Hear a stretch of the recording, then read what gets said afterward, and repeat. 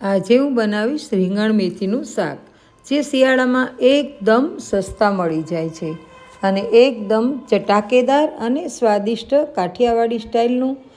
અને આ શાક જરા પણ કડવું નથી લાગતું, તો રોટલા કે ખીચડી સાથે ખાવાની ખૂબ જ મજા આવે છે. તો આપણે બનાવીશું રીંગણ મેથીનું થોડું રસાદાર શાક. તો આ શાક બનાવવા માટે મેં અહીં 2 મીડિયમ સાઇઝના રીંગણા લીધા છે અને 2 જુડી મેથીની ભાજી લીધી છે અને તેને મેં સારી રીતે ધોઈને સુધારી લીધી છે અને મેથીને પણ કૂણી દાંડલી સહિત સુધારી લીધી છે. અને રીંગણ કાળા ન પડે તેના માટે થઈ અને મેં પાણીમાં રાખ્યા છે. અને આ શાક છે એ આપણે આજે કુકરમાં બનાવવાના છીએ. તો હવે મેં કુકરમાં 3 મોટા પાવરા તેલ લઈ લીધું છે અને ગરમ થવા મૂકી દીધું છે.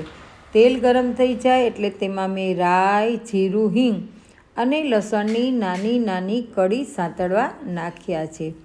ત્યારબાદ તેમાં મેં થોડા મીડિયમ સમારેલા રીંગણ એડ કરી દીધા છે.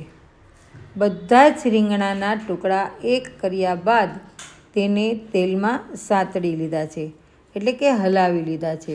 અને ત્યારબાદ મેં જે ઝીણી સમારેલી મેથી છે એ ધોઈને રાખી હતી તે મેથી પણ મેં તેમાં એડ કરી દીધી છે.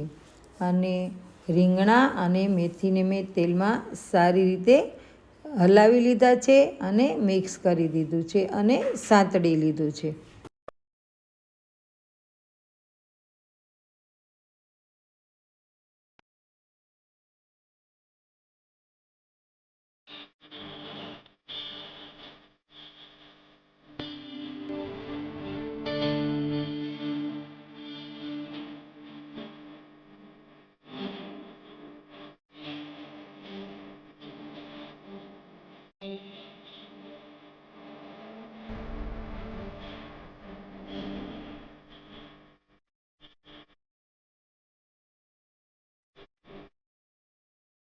અને ત્યારબાદ તેમાં મેં પોણી ચમચી હળદર અને 1 ચમચી લાલ મરચું પાવડર ઉમેરી દીધા છે.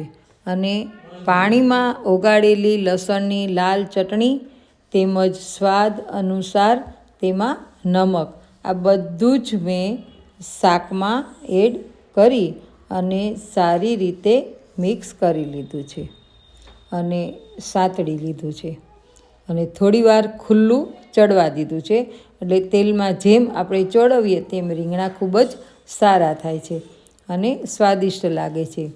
ત્યારબાદ મેં તેમાં ચમચો ધોવાય તેટલું જ પાણી, એટલે કે એકદમ થોડું પાણી, અડધી વાટકી જેટલું પાણી, જેટલો આપણે રસો રાખવો હોય તેટલું પાણી ઉમેર્યું છે. એટલે એ રસો પણ મેં ઉમેરી દીધો છે. રીંગણમાંથી તો પાણી છૂટે જ, એટલે વધારે પાણી ના નાખવું. એટલે મીડિયમ રસો રાખવા માટે થઈ અને ખાલી ચમચો ધોવાય તેટલું જ પાણી નાખવું. હવે આપણે કુકરને ઢાંકણા વડે ઢાંકી દઈશું અને 2 સીટી વગાડી લઈએ.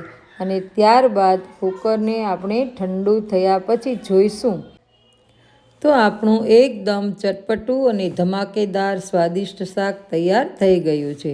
તો ચાલો આપણે સર્વ કરી લઈએ. અને ખાસ ટિપ્સ રીંગણા અને મેથીનું શાક કરવામાં કે રીંગણા જો વહેલા સુધારાય તો તેમાં પાણી રાખવું ખૂબ જ જરૂરી છે. અને તેમ છતાં પણ તેમાં થોડી હળદર અને નમક રાખશો તો રીંગણા છે તે કાળા નહીં પડે. અને રસો જેટલો રાખવો હોય ને તેટલું જ પાણી ઉમેરવું, કેમ કે રીંગણામાંથી પાણી છૂટે છે.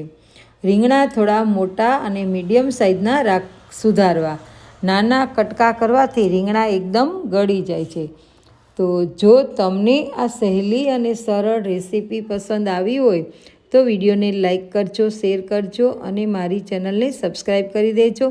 અને કમેન્ટમાં જરૂરથી જણાવજો કે આપને શું જોવું છે અને કઈ વાનગી